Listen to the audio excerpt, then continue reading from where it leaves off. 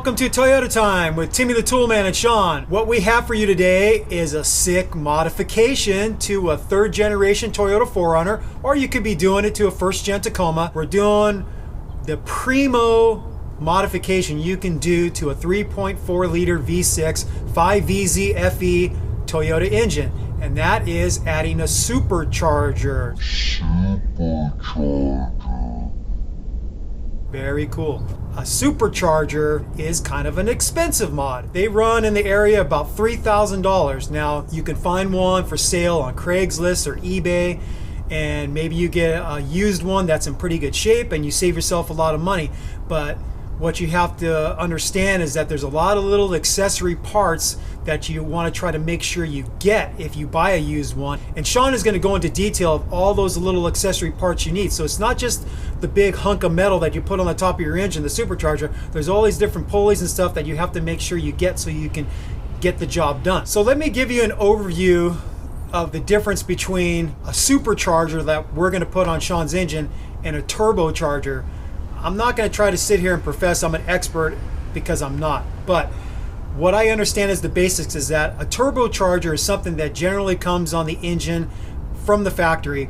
And what it does is it takes the exhaust gases, it runs them through a turbine, and the exhaust gases turn that turbine, and it goes up to about 150,000 revolutions per minute. Basically compresses the air that's going to be going into your engine and gives you more power from that compressed air you're forcing into the engine. Supercharger is doing the same thing but in a different way. It's running off the engine, off the crankshaft. So a pulley is turning the supercharger, and that supercharger could spin up to 50,000 revolutions per minute, but it's doing the same thing. It's compressing the air that's going into your engine, so it's forced induction, and it's going to give you a boost of horsepower. Another difference between superchargers and turbochargers is superchargers have the ability to deliver power at lower RPMs than turbochargers. Turbochargers are supposedly better at higher engine speeds. They'll give you the boost at higher revolutions per minute. That's another difference. And then supposedly superchargers are less complicated than turbochargers, so they're easier to maintain and work on. What do you get for your potentially $3,000 expense for the supercharger? Well, it's reported that you'll get up to about 70 horsepower more out of your 3.4 liter V6 engine. And 70 horsepower more on this engine is fairly significant. Now you have to weigh, it's like, is $3,000 or whatever you end up paying it worth the 70 extra horsepower? That's something you're going to have to determine yourself. I'm going to turn it over to Sean now, and Sean's going to go over everything he bought for this job to make it happen, and then we're going to get started with the repair. So here's Sean.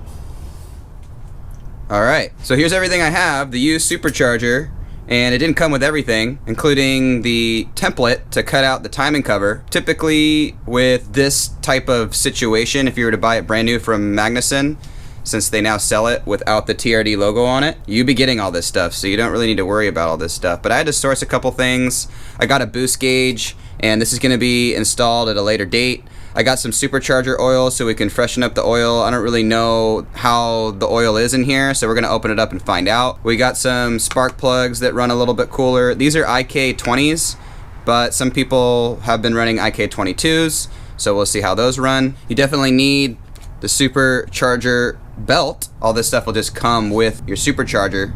Something that won't come with the supercharger is another plenum gasket. The instructions from TRD do instruct you to replace this gasket if it's looking worn. One thing that was kind of a pain, and the instructions from some years say that 2001 to 2002 don't need this part, but this is basically a little check valve, and it's pretty simple. Now with the tensioner, sometimes they come with the static tensioner, depends on where you got it, but I got the new dynamic tensioner, and this has been reported to be a lot better for slipping and things of that nature, so definitely get that. The dynamic tensioner looks like this. It's got this little mounting bracket that it comes with, and of course it comes with the hardware that you need. Relocate the dipstick tube and the bolts and everything that you need, the sticker to go on the hood so you know the routing of the belt on the pulleys. Some stuff already came mounted to this thing, and again, If you bought it brand new, you're not gonna have to worry about a lot of this stuff. This is already attached. So we got some hoses that come with it, and looks like the PVC valve from the previous owner's attached here. I'm not gonna use this. And some other hoses here. So we're gonna see how this actually works out. Some bolts, probably for the throttle body. I don't really know yet. And the real kind of unicorn is this super long bolt here. So on t4r.org, our favorite website, there's some really good members that contributed to a lot of good information in order to actually source some of these bolts. There are some places like TRD Parts for You and some other places that actually sell the kit for the bolts in case you want to do that. With the different engine styles, you do have different brackets for your accelerator cables. It just really depends on the engine that you have. And another thing that I needed to source was this little bolt and this spacer back here. Through the forum members, they actually described to me that this spacer needs to be 3/4 of an inch basically. So right now it's an inch, so we're gonna need to cut that down a little bit. And then this bolt I got brand new. We're gonna kind of jump into this and see what we need, see what we don't need. First thing we're gonna do though is we're gonna replenish the supercharger oil. And there are, again, other supercharger kits if you want to get absolutely OEM stuff. And for those that actually have a supercharger already bolted to their engine, I got this syringe so that we can show you how you would just not have to unbolt your entire supercharger, and you can extract the oil from the nose cone area here. This little bolt that you're gonna take off to gain access to the oil and replenish all that stuff. You may or may not have all this stuff, so we're gonna get started on this. In the video description, we're gonna put a lot of helpful links, some of which are from toyota4runner.org. We also have the instructions to actually install the supercharger, and also some other cool things like maybe this template that you may need and some different stuff. So if you have any questions, just comment below. So to install the super duper charger, we're going to reference the TRD instructions and the Magnuson instructions so that we can follow step by step according to how they want you to install it. So some things to note before you get started. The supercharger is going to require higher octane gasoline. So if you typically run 87, what I've done is I ran that all the way to E and I filled up with 91. So you're going to have to fill up with 91 to avoid pinging. And right out the gate, I don't want to be experiencing that. So I ran my gas tank almost all the way dry, and then I filled up with 91 to prepare for this job. And then at a later date, we're gonna talk a little bit more about our boost gauge and how to hook that up.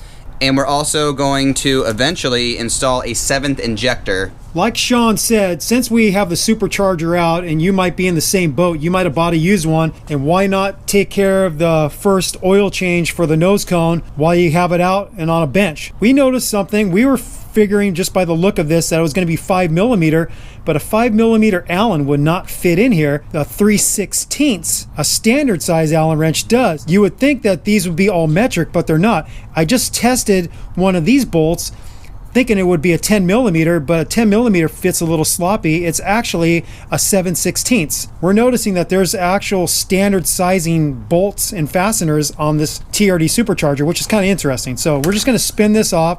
It wasn't on very tight. We're going to pull the plug and drain the sucker out. Sean's going to tilt it. We're going to see if anything's in there. This is what you have to do. This makes sense because you fill it up to the bottom of the thread. So you have to either tilt it like we're doing, or you're going to have to use some type of extraction with a syringe and a piece of tubing attached to the syringe to draw the fluid out. Sean's getting his workout. He has to hold this thing up. That's about good right there. I'll just put it down. Now at a later date, for those of you who need to actually spruce up your supercharger nose cone, we're going to rebuild this in the future, but for right now we're going to leave this one on.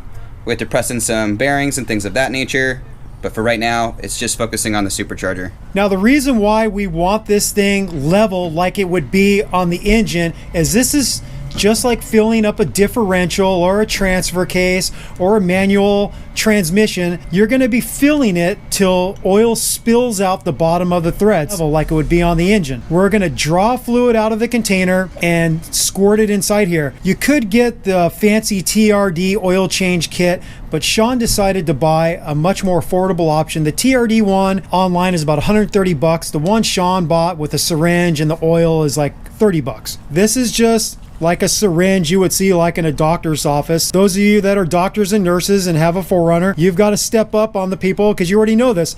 You want to have this thing compressed all the way to where you can get ready to draw your fluid in, or if you're drawing out medication. So you have it all the way pushed in, and then you transfer it to the thing you're going to be sucking out of. So you dip it in there and you start drawing back, and this is going to draw the oil into the syringe, and it's kind of thick and viscous, so it takes a little bit to draw it up in there. So just take your time. What you don't want to do is towards the very end be pulling really hard and pull it all the way out the back. That's what you don't want to do. Okay, I think that's a good enough draw to start off with. You might want to wipe this off a little bit just so you don't make a mess of dripping it onto your engine. If you're doing this while it's on the engine, put it in the hole and squeeze the syringe. All right, that's fully evacuated. I'm going to draw more out. And you just keep on repeating this till it starts spilling out the bottom of the threads.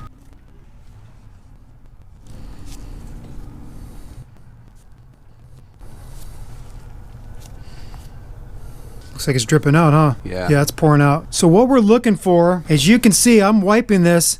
You can see it dribbling out of the bottom of the threads. That means it's full. And so we're just gonna let that dribble out just a little bit. And when we don't see it really dribbling out much more, then we know we're good. Then it's right at the bottom of the threads. And that looks pretty good right there. We'll put the plug in. The plug has a rubber O-ring right here to help it make a seal with the body of the supercharger. I don't think this thing has to be really tight. Just get it nice and snug. That's it. Okay, oil change is complete. Each one of these containers is 4 ounces. We used all of one, and it seems to be about half of another one. We're saying about 6 ounces. You could probably look this up and find the exact amount, but you really don't have to worry about it. If you fill it up just like you're filling the differential or transfer case, if you fill it to the bottom of the threads, it starts spilling out. That lets you know that you're full. So like Sean mentioned, we're gonna follow the instructions from Toyota step by step. That's gonna be the easiest way. If you've ever put something together, you start skipping steps, things go wrong. So we're gonna follow step by step. We're not gonna do every single thing they recommend, but we're gonna read it and let you know what it says. The first thing it says is thoroughly clean the engine. Well, Sean's engine is already fairly clean, so yeah, you could clean it up really good. They said grease buildup on parts could become dislodged during the procedure and fall into the engine. We're gonna be careful not to drop anything into the intake manifold by taping those ports off before we start really manipulating a lot of stuff. It also mentions that you want your engine cool, so ideally you pull it into your garage wherever you're working on it, you let the engine cool before you start touching all these really hot parts. It also says maybe make some diagrams, take some pictures of the cable routing and where the hoses are connected so you remember how to get them back together. We're fairly familiar with these engines now, so we're not going to worry about that either, but that's a step that they recommend, is to mark your hoses and your electrical connections and your cable connections so you know how they go back together. And then it starts off by saying the TRD Supercharger kit has been designed to reuse most of the stock nuts and bolts. Sean already mentioned some of the things that he had to buy in addition to make this kit work, but most of the nuts and bolts you're going to be using are the same ones that are already on the engine. The very first step, as it says, disconnect the battery ground cable. The negative battery terminal is generally a 10mm nut, but Sean's got a different connector on there, so I'm just going to use a little crescent wrench. He thinks it's about a 13mm, but crescent wrench makes it nice and easy. Just loosen it up, twist it off the post, and push it out of the way, so now you have no power to all your electrical connectors. The next step, they say, is mark the forward edge of the power steering and air conditioning belts. The reason for this is that you'll get them on in the same orientation. The belts are turning clockwise as you're facing the engine. If you put the belt on in the opposite direction, so now it's turning the direction it wasn't turning, they say it could cause the belts to fray. So we're gonna mark the forward edge on those two belts so we get them back in the same position to where they'll be turning in the same direction. So here's what they're talking about. This is the power steering belt. I'm just gonna make a little mark with a paint pen on the forward side so I know that that side goes forward on the pulley. And then the bottom one here is the AC belt, and I'm gonna do the same thing. I'm just gonna put a little mark so I know that that is the forward edge. The next step, it says if you have your skid plates on, to get your skid plates out of the way. Sean already has his skid plates off. He has aftermarket ones and they're not on the vehicle right now, but we're not going to show you how to take skid plates off because we figure you can remove the skid plates off. We're going to skip this step. Just get your skid plates out of the way. After you get the skid plates off, the next thing it says is to loosen the pinch nut in the center of the AC compressor belt pulley and loosen the adjuster bolt enough to loosen the belt. The outermost belt is the power steering belt, and that one has to come off first before you can get the AC belt off. So once you got that AC belt loose enough to where it's going to come off, now get back out from under the engine and start working from the top and loosening the pivot bolt, the adjuster lock nut, and the adjuster to loosen that power steering belt too. Now we have a video that shows how you would replace all your drive belts, so if we happen to not show the perfect footage for you to know how to do this, you could always reference the link above and you could see even greater detail how we get all these belts off the engine. So this belt for the AC pulley is a 14mm. I'm just using a deep 14mm socket with a 3/8 drive ratchet. I'm going to break it loose. Shouldn't be that tight if it's been tightened to spec. You just have to loosen it. Now that it's hand tight, you can turn this adjuster and this pulley will be able to travel upwards and take tension off the AC belt. So to make it easier on me, I'm going to use my cordless ratchet.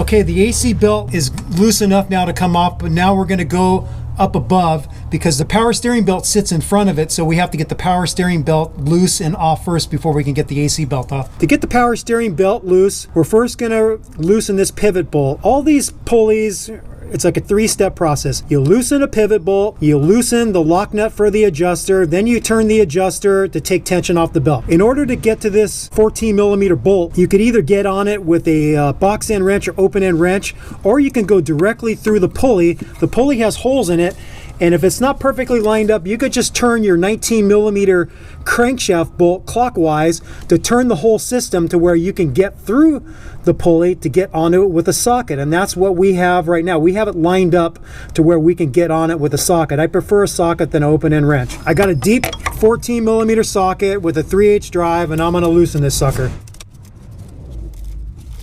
Now it's loose. The key is you just loosen it. You don't want to take it out all the way. You're just loosening it to where the power steering pump will rotate on that bolt. The lock nut for the adjuster is also a 14mm. It's a 14mm nut. I'm going to break that free to where it's loose, and then this will allow me to turn the adjuster to take tension off the belt.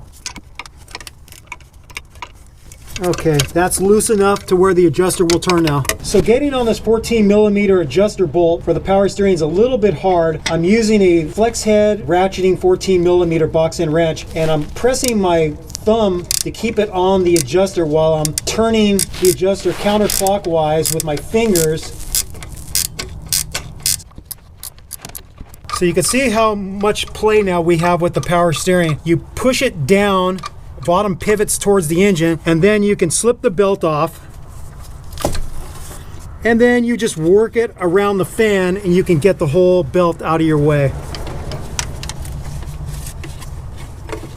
You work it around the fan, then you come between the fan and the radiator. This is our mark right here, so this way we know when we get this belt back on that this goes forward towards the front of the engine to let us know that it's going to continue to turn in the same direction it was before. So now that the power steering belt's out of our way, we can slip off the AC belt. So to get the belt off, I'm slipping it off the AC compressor and the AC pulley, slipping it off there, and then now I'm going to work it off the crankshaft pulley. That's out of the way. And this just comes out through the bottom. You don't have to work it around the fan. We're going to remove the final belt, which is the alternator belt. It's a 14mm again, so we're going to loosen the 14mm pivot bolt first. That's nice and loose.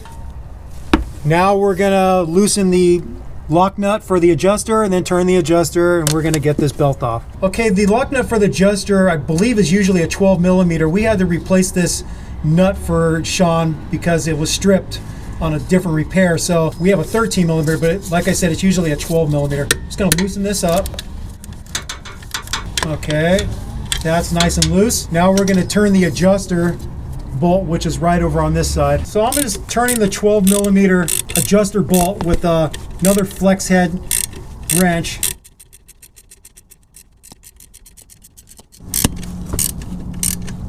Once you get it loose enough, there's a slot in the bracket of the adjuster, and you can just slip the bolt off, and then now it will move super freely and you can get the belt off. So once you got the bolt loose enough, and whether you slipped it off the bracket or you just have it really loose, now you could slip the belt off. So you could slip it off the pulley of the alternator, and then you could work it around the fan, and it'll be easier for me to do it from up above.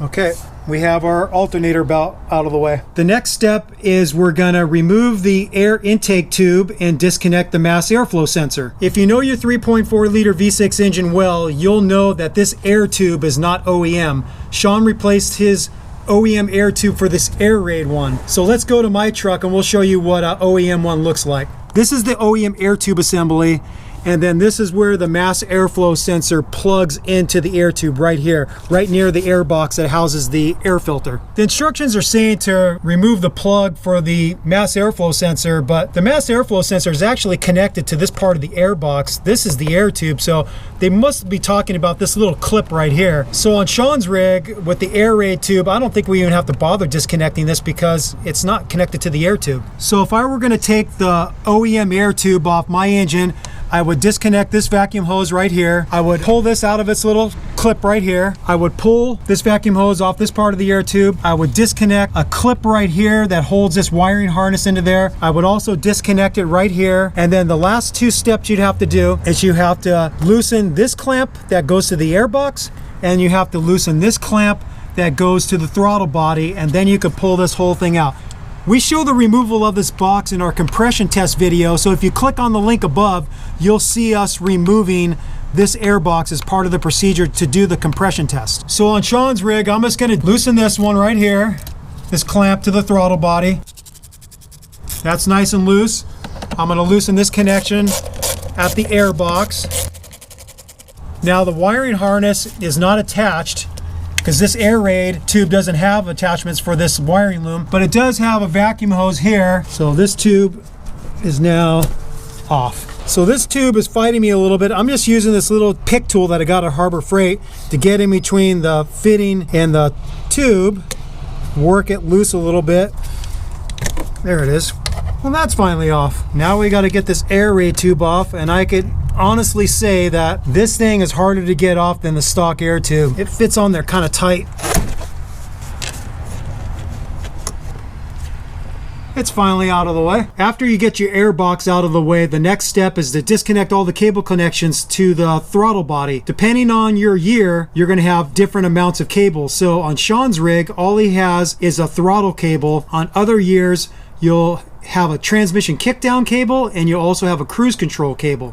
So let's show Sean's engines first, and then we'll show mine. So Sean just has the single throttle cable attached to his throttle body. On mine, I have the throttle cable, transmission kickdown cable, and cruise control cable. Depending on your year, you're going to be disconnecting one cable or three cables. They're all 14 millimeter nuts, so you get two open end 14 millimeters. You break these free, you could pull them out of the little bracket here, and then you could take the cable out of the connection. So I'm going to hold one firm and turn the other. I'm just going to back it off just a little bit. Now it will slide up out of here like so, and then you just feed it around, and see this little lead plug? You just got to get that out and then feed it out the front here just like so. And if you didn't turn this inner one very much, you'll most likely get it back in the same position it was. You could also put like a little paint mark, which I might do right now, just to where if this nut turns on me, I'll know where it was. So I got a paint mark with a paint pen right up against there where the paint ends, and there's clean threads. So if I back this off, you can see that there's now unpainted thread. So all I would have to do is just bring this back to where there's paint on the nut and paint on the threads, and that basically where this nut was before, so I'll know I'll get it in the same position. So after you get all your cable connections to the front of the throttle body free, the next step is disconnect the electrical connections that go to the throttle body. There's one for the throttle position sensor, there's one for the idle air control. So you unplug those and get those out of the way. So I'm gonna squeeze this one and remove this one first. That one's disconnected. The other one is back here. I'm gonna have to reposition and get a better angle at that. So what you're pressing facing the back of the engine is the clip right here. So you have to compress that enough to where it'll free it. So now those two electrical connections are undone. On Sean's throttle body, we saw another connector here, not necessarily shown in the directions. Squeeze it on the top and pull back. Seems like it's attached to the actual throttle body. We'll see better when we pull the throttle body loose. So now 3 connectors are disconnected. And I don't think you have to worry about marking these because they're all different sizes. And based off of the stretch of the cable, you'll know where they go back. So I don't really think you have to worry about marking these. The next step says to remove the vacuum hoses from the throttle body, but not the coolant hoses. And the way you can differentiate between the coolant hoses and the vacuum hoses is the coolant hoses are going to have a clamp, and the vacuum hoses are just going to be a tension fit. So no hose clamp for the vacuum hoses. So those are the ones you want to remove, and you want to leave the coolant hoses alone. So following the instructions, this is obviously a vacuum hose. You go below here, you see one with the clamp. That's got to be a coolant hose. You come around the front, you see another one with a clamp. That's also got to be a coolant hose. And then you see another one right here that goes to the PCV valve. Actually, that's not attached to the throttle body, so that's attached to the plenum. That will come off later, but that's another vacuum hose. This one is on there pretty loose. I just slip it down, and that one's disconnected. We're gonna leave the 2 coolant hoses alone, take another look and see if I see any other vacuum hoses that we can disconnect from the throttle body, and I don't see anything. Now with the vacuum hoses disconnected, we're gonna remove the throttle body. The throttle body is held onto the upper plenum by 2 12mm bolts on the bottom and held by 2 12mm nuts on the top. So I'm just using a deep 12mm socket with a short extension and 3/8 drive, and I'm gonna break these loose. Wow, that was pretty loose.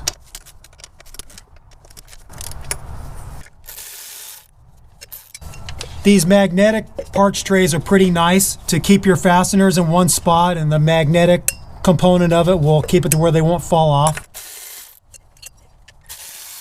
This is one of the bolts from the bottom. And there's the other bottom bolt. Now this is going to pull free. Coolant hoses are kind of fighting me a little bit. And there we go. This was that other electrical connector, so we definitely had to disconnect that. So now you see the 2 coolant hoses are still attached, and we did it right. We didn't want to mess with these.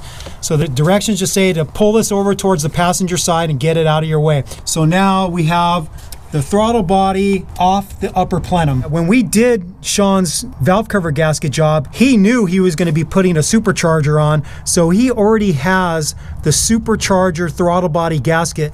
The stock gasket looks like a D. It has part of the circumference of the opening blocked with an extra piece of gasket material. With the TRD Supercharger gasket, it allows air through the whole circumference of the hole, and that's because basically need that extra air for the supercharger. So I'm going to be careful with this, and that's what the supercharger gasket looks like for the throttle body. The next step is we're going to remove the diagnostic on the driver's side off its little bracket, and we're also going to remove the ground wire for the diagnostic that attaches to the plenum. So here's your diagnostic. Here's the little clamp it sits on. This plastic clip, you have to just get your hand on there or with a tool or whatever, pull it towards the plenum to free it, and then you could slide it up and off. And then now the ground wire is right here. It's a 10mm, and I'm just gonna get on that with a socket and screw that sucker off. It's loose. Wasn't even tight. Who worked on this truck last? Oh, it was us. Okay, and that is free. Now on to the next one. The next step is we're going to remove all the tubes that attach to the upper plenum. Starting right near the throttle body, we're going to work our way around and show you the things we're going to remove. So this is the tube that goes to the PCV valve on the passenger side valve cover. We're going to slip that off. While we're here, we're going to slip this one off too, because this goes to the lower plenum, and the lower plenum's coming off also, so we're going to slip this one off. Coming around the front, we're just slip this vacuum tube out of this clip right here, this holder clip. We're gonna loosen this constant tension clamp, slip it out of the way. We're gonna slip this tube off. We have this holder for the throttle cable. We're gonna remove this bracket off. Right here, This sucker right here, this is actually a lift point if you wanted to lift your engine out. This attaches to the lower plenum with a 12mm bolt. So we're gonna loosen this up also so this thing is not connected to the lower plenum anymore. And then on the back side, I can't see anything else that's gonna stop us right now. We're gonna start here and work our way around. So this one is sliding off nice and easy. And this sucker's off. And it's kind of hidden behind this little rubber grommet. If you push up on this, it actually will show you, just like a little protective piece, so you can see where it was connected. So I'm just going to put this back on for right now so we don't lose it. So that's disconnected. This one right here to the lower plenum, I'm going to slide this one off. I'm going to take this vacuum hose out of the bracket here. This one, I'm going to squeeze it with just a bent nose, needle nose pliers, get the constant tension clamp out of the way.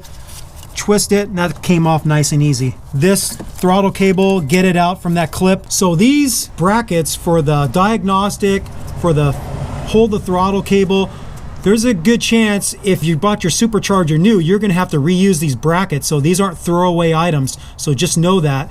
Sean's actually came with these brackets, so he's gonna have extra brackets. So we're gonna remove these, or at least remove this out of the way so we can get at this bolt for the engine lift point. So this is a 10mm.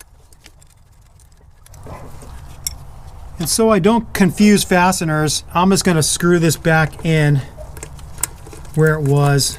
I'm going to get on this with a 12mm short socket with a 3/8 ratchet. I transitioned to a little 1/4 inch drive one because the ratchet was backing up against the master cylinder. It's doing it again, but I think that's loose enough. Maybe I can get it loose with my hand. So that sucker's out. So now that's free of the lower plenum. So the directions say if you have a pre-2000 Tacoma or a T100, you may be equipped with the EGR valve, and it talks about removing the EGR valve, but we don't have one on Sean's engine. So we're gonna go to the next step, and that is to remove the nuts and bolts to take the upper plenum off. Working from the passenger side, I'm gonna loosen this bolt towards the back of the engine. They're all 12mm. And then I'm gonna loosen this one right near where the throttle body connects to, and then I'm gonna work my way around to the other side. And I'm gonna zip these out with my Milwaukee, so I'm just breaking them loose, and then I'm gonna go to the other side. So this is the first one towards the front of the engine. It's a 12mm nut. That's loose. Here's another one right here. And you'll notice they also has a Torx application too if you want to use a Torx. Why you do that, I don't know. Loosen that one. That one's loose. There's one on the back side. It's right here on the back side near the firewall. That's the last one. Now I'm going to zip them out with the Milwaukee. This goes without saying is that if you just take your time and make sure you don't drop these things, you're going to save yourself a lot of grief. So just be really careful when you're lifting it off that you actually have a firm grip on the fastener.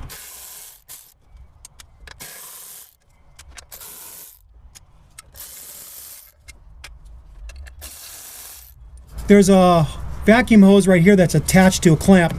Lift that up and out of the way. Now this sucker should come off. And there it is. There's your upper plenum off. The next step is we're going to remove two 10mm nuts that hold this fuel rail to the lower plenum. So the front one is here, and the back one, a little harder to see, is back there. And I'm going to just get at them with a 1/4 inch drive with a short extension and maybe a swivel. I might have to use a swivel for the back one, but the front one looks like a straight shot.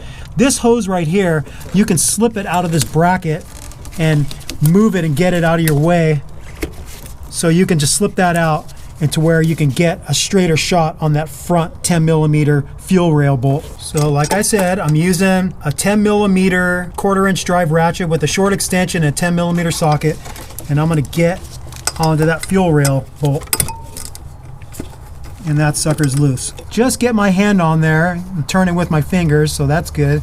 The back one's probably going to be a different story. That one's probably going to have a high chance of dropping. So you can't see what I'm doing, but I'll give you a description. I'm just using the 2-finger technique with both hands to turn this and hopefully not drop it and lose it somewhere on the engine. So this is the back 10mm bolt for the fuel rail, and it's working. It's just a little harder to get your hand in there. Actually can crank my right hand in there and turn it a little easier. Okay, and that's free. So this is just a little 10mm bolt. So now this whole fuel rail is loose from the lower plenum. Now that the fuel rail is out of the way, we can disconnect the bolts and nuts that hold the lower plenum to the intake manifold. The directions give a tip, and it says the nuts at the far ends of the manifold will be reused during installation. To avoid losing them, pick them up with a magnet. So there's a small vacuum line attached to the upper plenum. I'm just using, again, this little pick tool that I got from Harbor Freight to loosen up the bond of the rubber on the steel fitting, and then sliding it off, hopefully. There we go. That's free. See this plastic piece right here? This is actually part of the wiring harness, and it attaches to the lower plenum with a 10mm bolt. So here's another one where you're gonna have to be careful when you release this that you don't drop it somewhere on the top of the engine. So I'm gonna go for this one first. I'm just gonna use a flex head 10mm ratcheting wrench to get on the 10mm, break it free. That's loose. Okay, it's hand tight now. Try not to drop it. The lower plenum fasteners are just like the upper plenum. They're 12mm. There's a front nut right near the timing cover. Then as you go back, there's a 12mm bolt here. There's a long 12mm bolt that goes through the whole length of the plenum. There's a 12mm bolt here. And then on the back side, there is another 12mm nut. It's basically right across from the front one. If towards the firewall, you would see another 12mm nut, and that one is kind of tight in there, and I could see you dropping that one. So that's the one you have to be careful with, and maybe follow the directions and maybe use a magnet to pull that one out.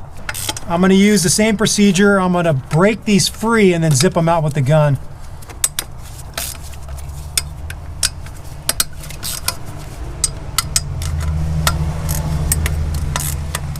The back one you're not going to be able to see, but it's there, trust me.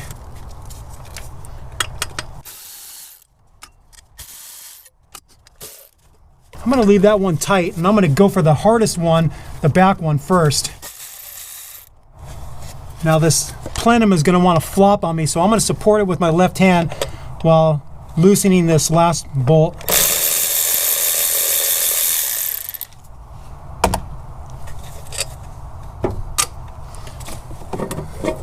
I think we're gonna have to loosen that bottom one too. This thing's hanging us up a little bit. Yeah, so pulling the lower plenum off, this engine lift bracket is kind of fighting me. So there's a lower 14mm bolt that I'm gonna loosen. I might not have to take it out all the way, but I just want to loosen up this bracket to where I can get the plenum past it. It's basically right above the exhaust manifold. See how this is loose now? So I could just kind of crank this out of the way. It was hitting up underneath this nub of the lift bracket. So now your lower plenum is off the engine. Now that we have the lower plenum off the intake manifold, the directions say that you can reuse that lower plenum gasket if it's in good shape. Sean's just going to replace it, and it's actually not a bad idea. If that gasket has been on the engine for a long time, why risk a vacuum leak trying to save a few bucks on a gasket? Just replace it. That's a smart move. So here's the lower gasket, and I'm just going to be mindful not to disturb too many things along the sides here so I don't disturb any debris and drop it in. So I'm just going to lift this off gingerly and get it out of the way. The next thing that the directions say is grab some painter's tape and cover up the intake manifold ports, because what we're going to be doing next right here is we're going to be cutting out a section of this timing cover to make room for the supercharger, and we don't want a bunch of plastic bits getting into the intake manifold, so that's why they say to tape it up. So we're going to be cutting in this area. We're going to remove these spark plug wire clips and get them out of our way. I'm just going to remove all of them, get that way out of the way. Now we're going to grab our template and see how it goes nicely there, and you fold this down like that, and look at that, and you just scribe a mark right there, and that's where you cut. It's kind of nice. So I've got it held with my left hand because I'm right-handed. I got a little paint pencil, and I'm going to scribe the mark. Doesn't go all the way to the edge, but so that's the line I'm gonna follow. Not that little messed up thing, but right there. Now, how we're gonna cut this, we got some options. You have a Dremel tool or a little coping saw, and we can cut that out. This is back from my construction plumbing days. It's just a little handheld cutter. You can probably find these at any hardware store, or you can use a Dremel with a bit. I'm just gonna try to use this first and see how well it works.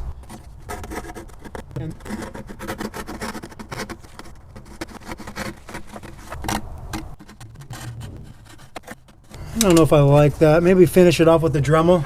I didn't like where we were getting with those little saws, so now I just have this little cutter bit, almost looks like a little drill bit on a Dremel tool, and we're gonna see how well this works.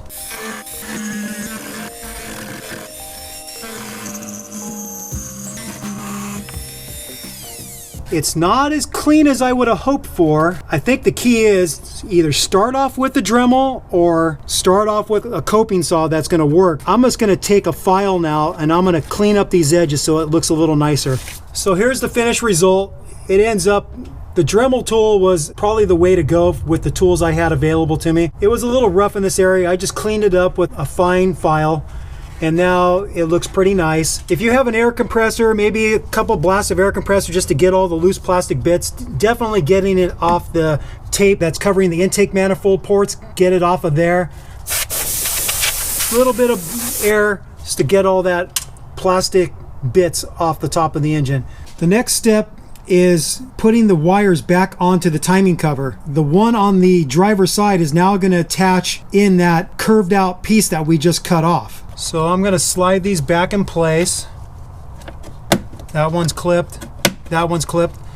Now this one, oh, that's going to go, it's got to stretch pretty far. The directions say that the wires go underneath the supercharger, but I'm finding that this thing is like yanking on it a little bit. It seemed we were really stretching the spark plug wires on the driver's side, so we took some slack, that there was a little bit of slack available on the passenger side, and loosened them up and brought the slack over to here, so to where now this thing sits pretty good, and the supercharger is going to be sitting on top of this. So now we have this clip attached into the cutout area that we just cut out. So the next thing we're going to do is we're going to put a different bracket for this wiring loom on. We have to loosen this 12mm nut, and then we're gonna be able to get this wiring loom unclipped from this bracket and replace it with a different bracket. This bracket is attached to the water neck that houses the thermostat. So we need to put a different bracket on there to make room for the dynamic tensioner for the supercharger.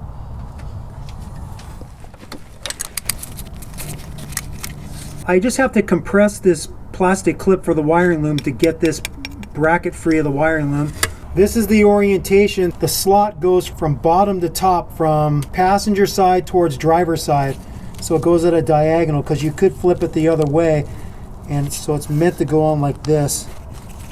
And we'll just clip the wiring loom into this one.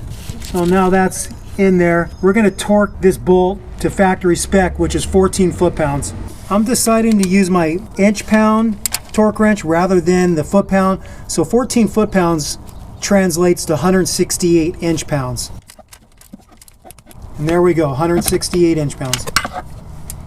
The next step in the directions is we're going to attach the mounting bracket for the dynamic tensioner, and it uses two unused bolt holes on the engine.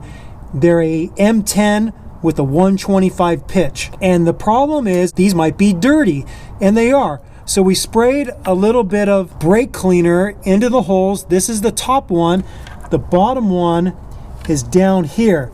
So we try to direct a little brake cleaner in there. Now our next step is we're just gonna thread the bolts in and then back them out, thread them in again, and every time we're gonna clean up the threads, and hopefully after a few times going in and out with the bolts, we're gonna clean up the threads a little bit nicer to where they'll thread in easy, because there's a lot of grit in here, and just directing some brake cleaner in there isn't doing enough to clean up the threads. We ran one of the M10 125 pitch bolts into both bolt holes multiple times to make sure that the bolts would thread in. Every time we removed the bolt, we cleaned up the threads with a brass brush. We reinserted it and made sure that the threads are nice and clean now. The next step we have to do is we have to get the tensioner bracket in place. We get the top bolt in and then we line up the bottom bolt.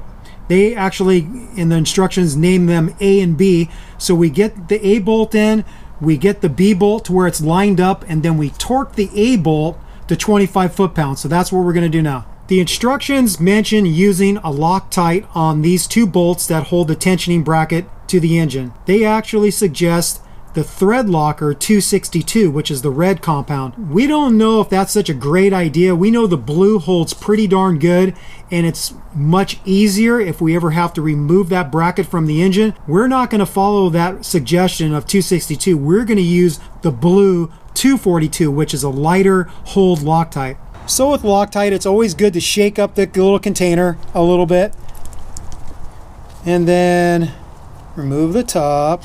And we're going to put some blue Loctite on the threads. And that's probably good enough. That's probably more than enough.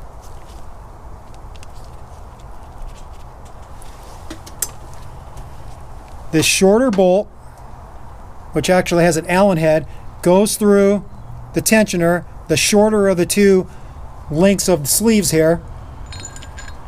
And then now we're going to go down here, and this is going to be kind of hard to film like usual.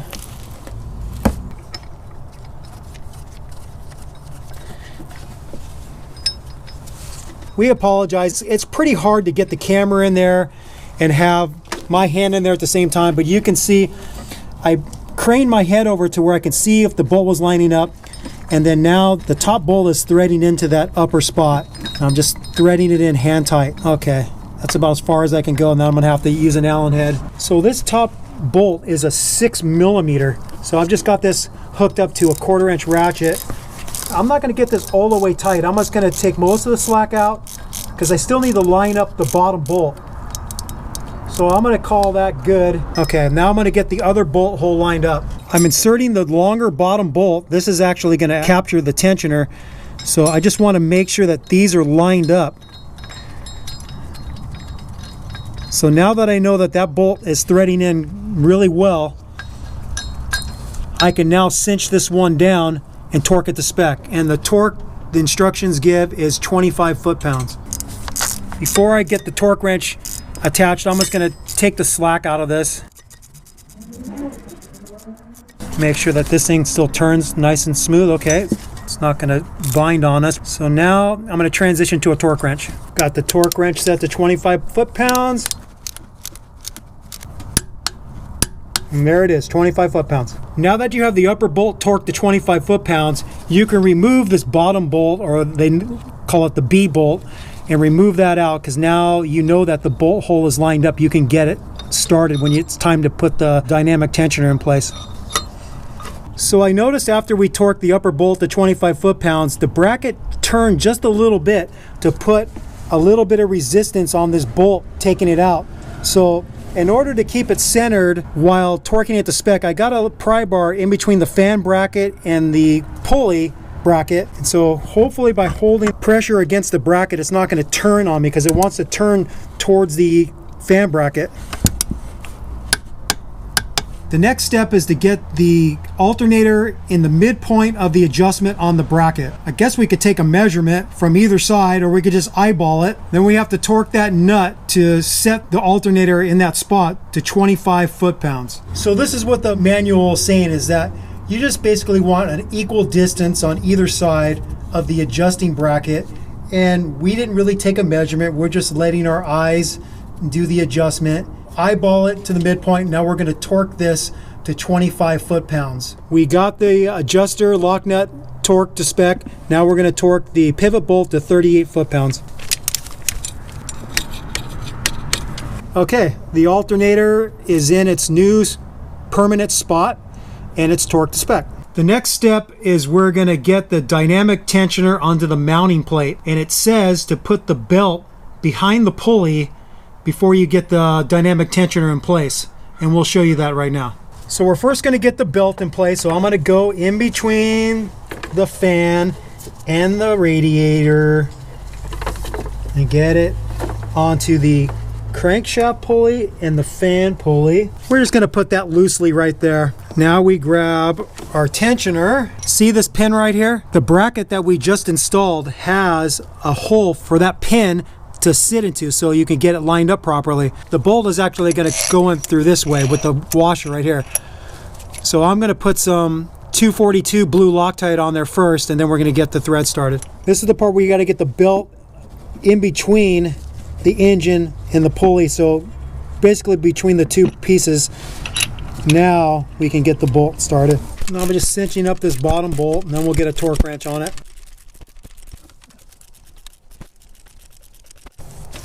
The torque value for this bottom bolt is 40 foot-pounds.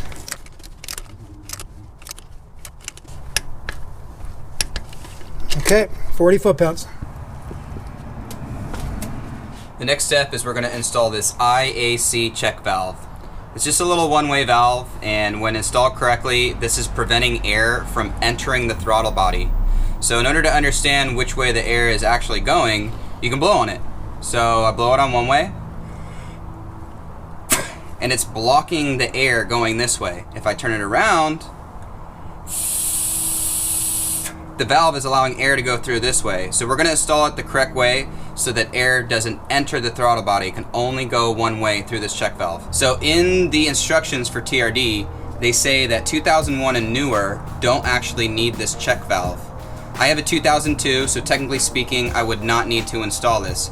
However, after reading a couple threads, and there's been people that reported that this helped a weird issue that they were having, and I'm hoping to just avoid that issue altogether. So I'm going to install it.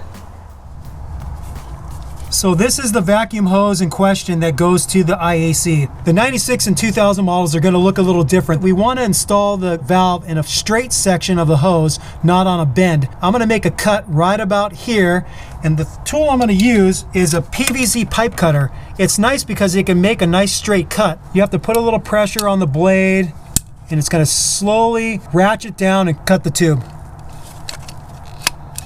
Just like so. Made a nice clean cut. So we made a mark so we know that that orange mark that goes towards the engine and is going to stop any air from going towards the throttle body, which is this direction. So I'm going to just work that in there, and then now I'm going to work this one on there. I can't remember exactly the orientation. We might have to adjust the angle of this when we get everything back together. So now that valve is in place. Now that we have the valve installed for the IAC, we're going to put the brand new intake manifold gasket down, and then we're going to lower the supercharger onto the engine. So if there was any debris that happened to be in this area, you're going to make sure you're not going to drop any junk into the engine. So I'm just going to start from the front side and peel towards the passenger side.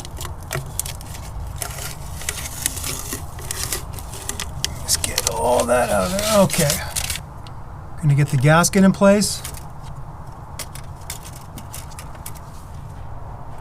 As part of this job that's not actually detailed in the instructions is we're gonna put these special spark plugs.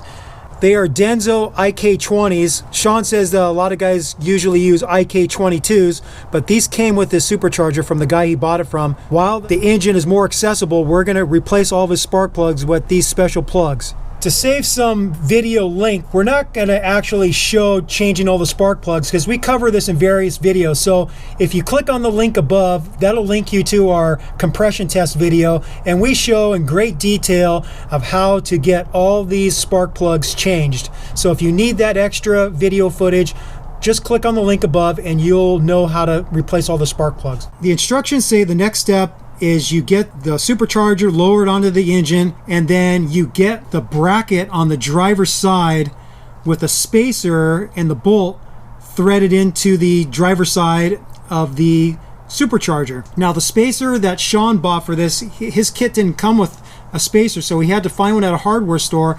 The one he found is 1 inch long, and we actually need it to be 3/4 of an inch long, so we have to cut 1/4 inch off this sleeve that he bought. We have the sleeve captured in a vise, we've got it marked, and we're going to try to make a straight cut with a hacksaw and cut 1/4 inch off.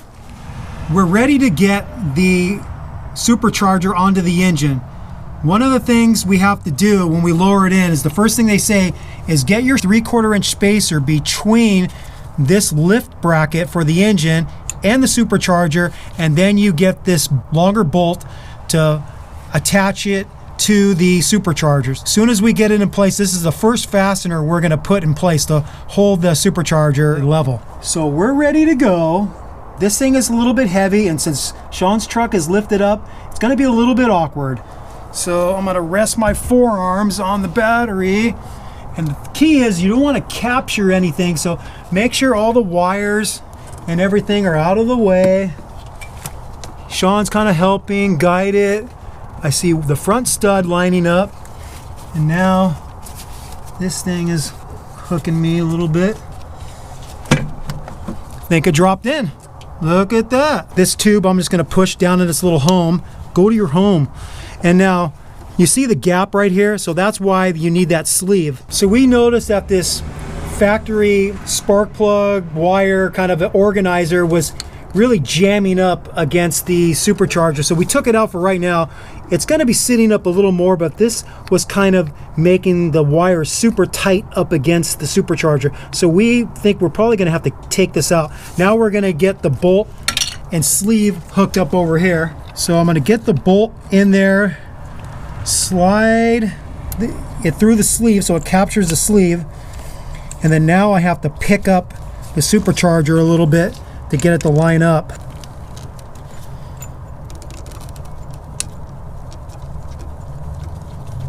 There we go, that started. And I think the reason why the instructions say to do this is because this essentially holds up the supercharger on the driver's side to where now you can get all the other bolts started. So this is kind of like a nice placeholder. It's keeping it level. They actually call this in the manual the intake air chamber stay. I call it a lift point for the engine. These are just hand tight. I don't want these cinched down yet because I want to make sure that I can get all the bolts for the supercharger started really well and snugged up. So I'm going to actually tighten this and torque these to spec last. So now we're going to get all the bolts started for this supercharger. You got this big long bolt that goes all the way through. Now this is actually a special long bolt that you have to make it work. So if you didn't have this with your kit, you have to actually source this big long bolt. And that's starting. So starting front to rear, I'm gonna put these fasteners in. I'm gonna bring it down with 2 fingers, set it on there, and get it started. Hopefully not fall somewhere that I'm gonna have to go fishing for it. Okay, that one started. Now you got these bolts. These are the stock fasteners from the plenum. So this is, remember, the Torx head one. Gonna fit this in here, get that one started. Gonna get the next one started. And then the hardest one might be for a reach is back in here. It's a reach. I'm gonna get my fingers back there and get it on there. You can get it, and I've been able to screw it on with my index finger and my thumb, mostly index finger. Now all the fasteners are in there, and now we got to torque them to spec. And the spec for these bolts and nuts is 13 foot-pounds. So what I'm doing right now is I'm just cinching these up equally, and then I'm going to start torquing them.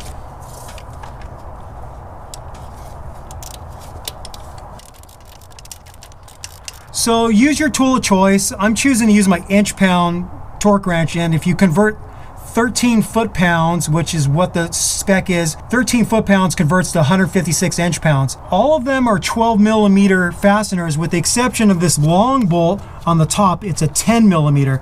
So I'm just going to slowly bring them up to spec. So I'm going to tighten a little bit on the front. I'm going to tighten a little bit on the back. And I'm going to tighten the middle ones here a little bit. This one underneath the throttle body, you can't use an extension, so you have to take the extension off and get underneath the throttle body connection. Okay, that one's cinched up fairly good. Now I'm going to get on the 10 millimeter one on the top. I'm going to transition back to the other ones. And on this pass, I'm going to get them to the spec. Okay, that's at 156 inch-pounds or 13 foot-pounds. That's at the spec. Go for this one.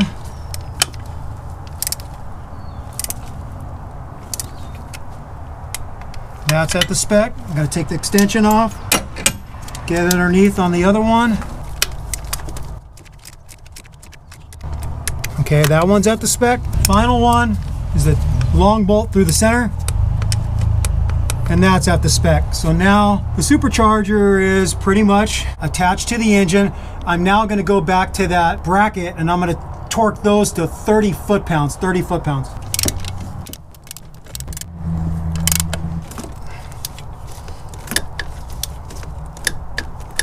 Okay, so both the bolts that hold this bracket onto the engine are 30 foot-pounds. Okay, we got the belt in position and ready to go. The belt is currently around the crankshaft pulley, the fan bracket pulley, and it's sort of in position on the dynamic tensioner for the supercharger, and it's in position on the alternator.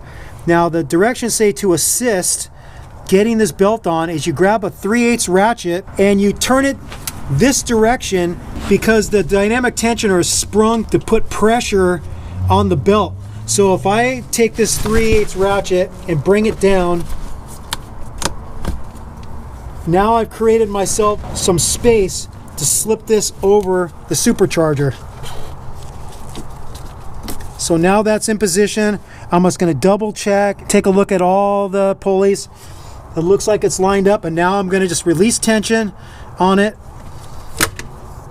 and the belt's in position. The usual way of tensioning the belts on this 3.4 liter V6 is you use an adjuster bolt and you take the tension out. This is constantly keeping tension this direction, and it's keeping the proper tension on the belt due to the spring mechanism inside this dynamic tensioner. You don't actually have to do any adjustment because the dynamic tensioner with its sprung setup, it's constantly keeping tension on this belt. So that's why this is a better way to go than the static bracket. So that's why Sean went with this dynamic one. We're now ready to get the power steering belt and the air conditioning belt. Remember this mark that we made, and that's to keep this belt turning in the same orientation. So the mark you made goes towards the front of the engine.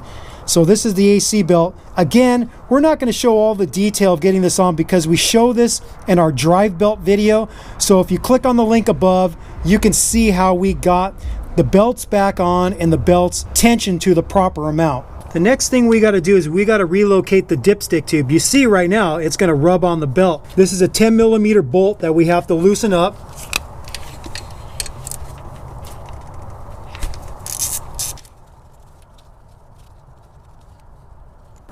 Okay, now here's the supplied bracket to relocate the dipstick. This little sucker is going to be the new attachment point for the dipstick tube, and we got to move it over. So what I'm noticing with this little bracket to move the dipstick tube out of the way, I don't really think it needed to be this long because I have to really crank on this to get it over to line up this bolt. It's a lot tighter than I thought it would be. Like this thing was maybe like a ½ an inch less, it would have been a lot better, but it is what it is.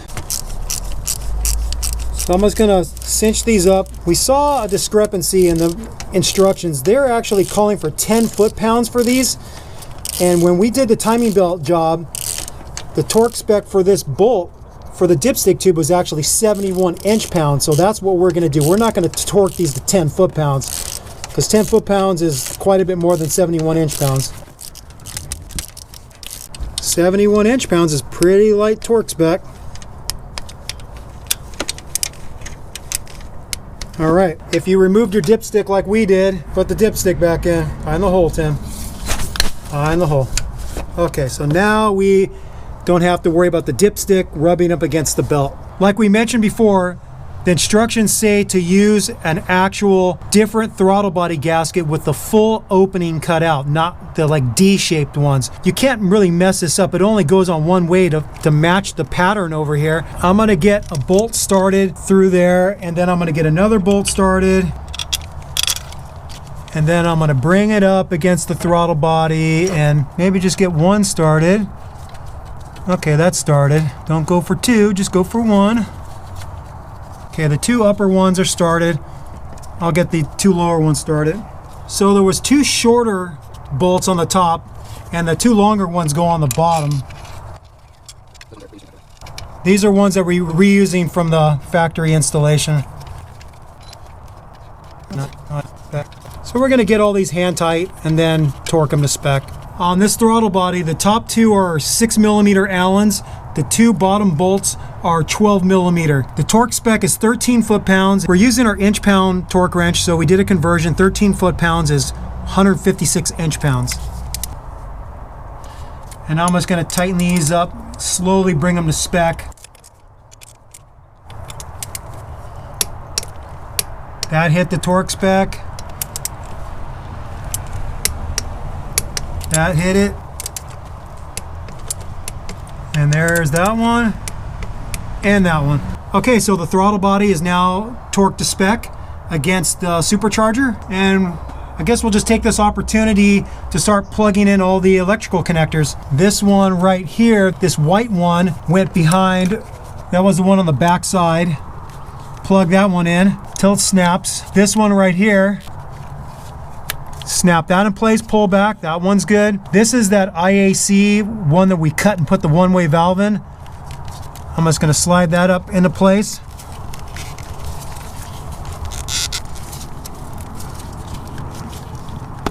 Okay, that's in place. So I got the rear two connections, the electrical connections, one here, the white one in the back, and then I have the IAC vacuum hose connected. I'm going to connect up this front electrical connection to the throttle position sensor. That's hooked up. Earlier in the video, you saw that Sean already had a hose hooked up for the PCV valve, and it had a T in here somewhere. And we don't know what the previous owner was using that T for, but we didn't need it. So what we did is we used the OEM PCV valve hose and the PCV valve that he currently had on his truck. There was no need for that T-fitting that we could see. We got all our electrical connections, and now we're gonna get the air tube, this air raid one. If you have your OEM one, you're gonna get your OEM one in. So I'm gonna slide it in on this side first, bring it down. This is where this thing is. I don't like this air raid thing.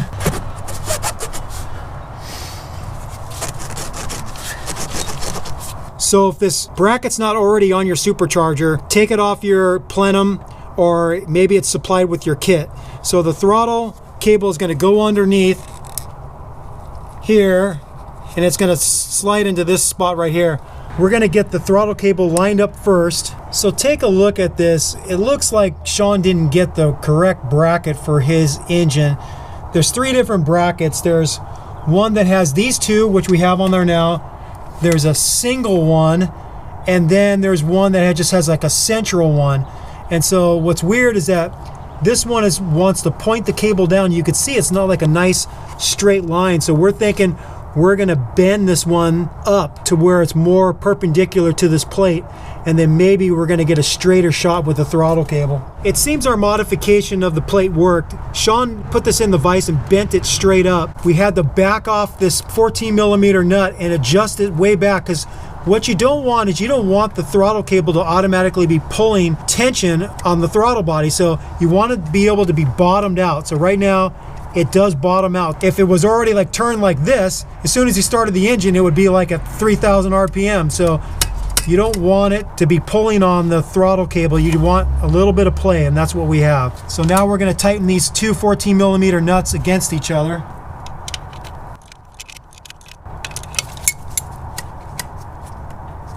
I just snugged these up. I'm sure there's a torque spec for it, but it's not a big deal. I just snugged them up with a 1/4 inch ratchet, 10mm, and they're good to go.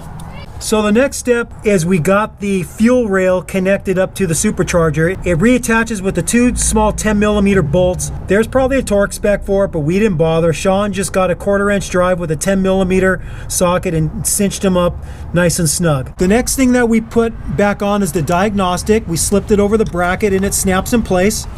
And then we attached the ground wire to the supercharger with a 10mm bolt. So here's the old throttle cable bracket that goes on the driver's side. We're gonna get it on there with a 10mm bolt. Again, There's probably a torque spec for this, and it's probably something light like 71 inch-pounds, but we're not going to worry about it. We're just going to cinch it up nice and tight. Okay. All right, so Sean and I are back on the next day. We ran into a problem because Sean's used supercharger was missing a fitting on the back of the supercharger. It ends up being a 1/8 inch pipe fitting that goes to a vacuum hose to the fuel pressure regulator. And we're looking at the schematics in the instructions of where everything hooks up all the vacuum hoses, and we're seeing that there's supposed to be a barbed fitting back there, and we're not seeing it. So Sean phoned a couple friends who have superchargers, and they helped him out and says, yeah, there's supposed to be a barbed fitting. We felt back there, and we felt the hole, but no fitting. So luckily, it's an actual 1/8 inch national pipe fitting that we found. We put some Teflon tape and we put that fitting in there so we could connect it up to the fuel pressure regulator. And so now I'm going to walk you through all the connections we made and then some of the issues that we're still a little confused on, but Sean has spoke with some other friends with superchargers, and we think we've got it all done right, and we're ready to fire up the engine.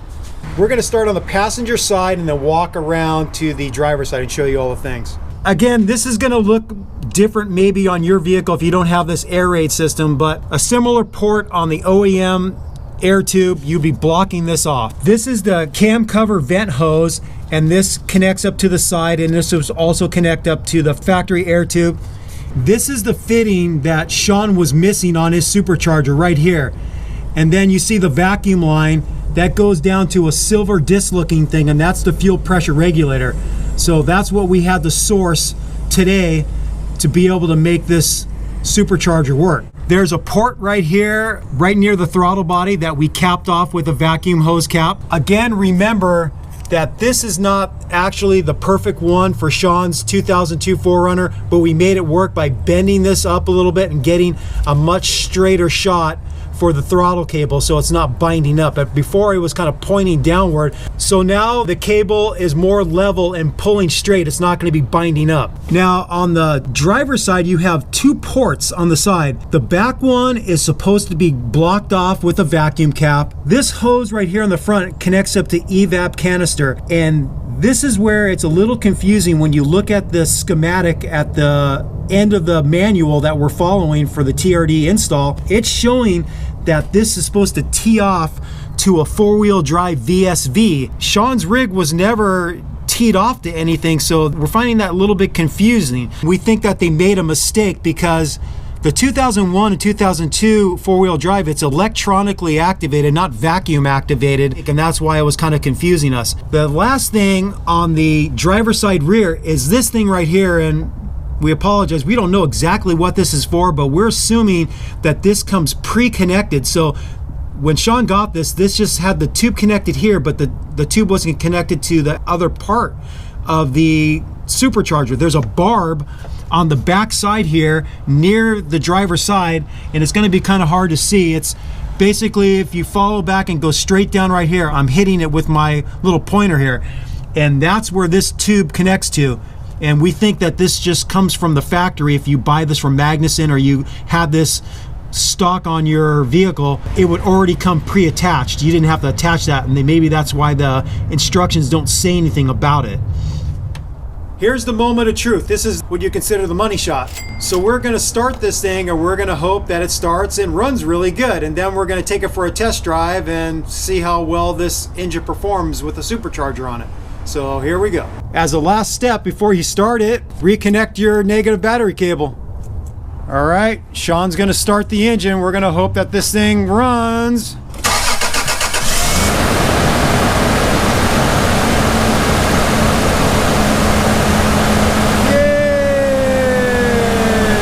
So right now we're just letting it idle. It's operating just like it normally would. The idle is fast when it's cold. It's slowly coming down as it reaches operating temperature. And then we're gonna take it for a test drive and see how well his rig performs with a supercharger on it. So we're now on Sean's rig. We're gonna take this for a test drive and see how well this supercharger performs. Let's go. So here we are getting onto the freeway. How's my hair? Your hair looks great, Sean. Sean's a little nervous. He doesn't know what's going to happen if things are going to explode on his engine when he gets on it here. All right, you ready? Yeah.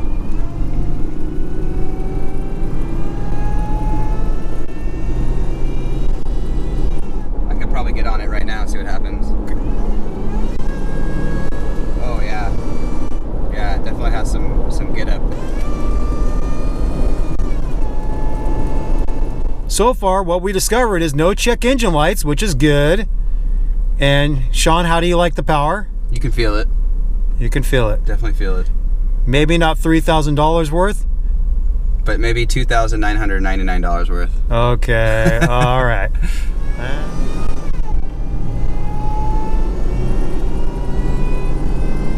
Holy guacamole. Way more power? Yeah. Right on. Totally. Okay. Way more power getting on the freeway. Way better acceleration. What about passing power? Passing power. Okay, so we're just on a side street near my house, and Sean is going to pass by and get on it, and we're going to see how well this supercharger sounds and looks driving by.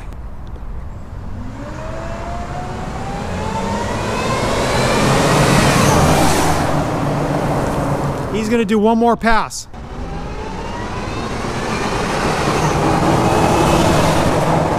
All right, Sean, you just got done with your first test drive with your supercharger on your engine. What do you think? How did you like it? Do you have really good power? Good acceleration? Let us know what you think. Well, immediately you can feel the torque. So when you get on it and really slam the gas down, you get up and go. I think for those in mountainous areas with large hill climbs, this will definitely make a difference. I'm about to head to Tahoe, so we'll see how that works in the hills, where our automatic transmissions they can't find a nice place to be, and they go into overdrive a lot, so we'll see how that works out. But immediately, the power is there for sure. If people had money burning a hole in their pocket, would you suggest someone's drop about $3,000 on a supercharger? I guess maybe it's too early to tell, but what are your initial thoughts? You think it's worth $3,000? I mean, it really kind of depends. I think it's a lot of money for such little gains, but it is the ultimate mod, and we're all about sick mods here at the Timmy Toolman's garage. It's one of the sickest mods you can do. Okay, we're done with this job. What you have to understand is that we showed you how to put a supercharger on a 2002 model. The 2001 and 2002 models are going to be the same, and then the years 96 to 2000 are going to be different. So if you happen to have a 96 to 2000, there's going to be some differences in the way the vacuum hoses route and different electrical connections, how the throttle body looks, and then also note that we did show you what my air tube looked like on my stock 4Runner. But since Sean had an air raid system, there we showed that little difference too. So don't let that throw you. The instructions that we're going to put a link to, a PDF file, those instructions at the very end, it gives you a diagram of the schematics of all the different model years and how everything runs, how all the vacuum hoses run and all the connections. So you won't get too confused. We did see a discrepancy though for the 2001 and 2002 models, and that was on the driver's side where it showed from the evap box, there was a T-fitting that they show going to the four-wheel drive VSV, and that's confusing because Sean's 2002 4Runner and the 2001s also don't have a vacuum actuated four-wheel drive system. It's electronic. So we think probably that's a mistake, but if you're watching this video and you know better than us, please comment and let us know why they're saying that, because we're just thinking it's a mistake because we didn't see anywhere to tee into a four-wheel drive tube to go to the four-wheel drive system. So that's a little confusing. We hope you learned something today. This is, like Sean said, the ultimate modification you can do to the engine on your 3.4 liter V6 engine from Toyota. It does give you 70 extra horsepower. What you have to weigh is, if you buy this brand new, it's going to cost you in the neighborhood of $3,000, and then hopefully you're going to do the install yourself and save you all that labor. If you paid a shop or a dealer to do this, you're probably talking a lot of money. So hopefully this video is going to allow you to do this yourself and not pay high labor rates to get a supercharger on your engine. A follow-up for this video is we plan on installing a boost gauge, which is going to go on the A-pillar, and then we're going to install a 7th injector, and we're going to go through all that when we do that install. Also, in the video description or maybe in a pinned comment, we're going to get back to you and let you know how Sean's rig is driving, whether any check engine lights suddenly popped up, his thoughts of how the thing is performing when he goes to the mountains, how much better the power is on the hills, and all that stuff. So we're going to report back and give you some further feedback of how this supercharger is working for him. We thank you for watching Toyota Time with Timmy the Toolman and Sean. If you have any questions or comments, please comment below. Thank you for watching. Thank you for subscribing. Take care. Bye-bye.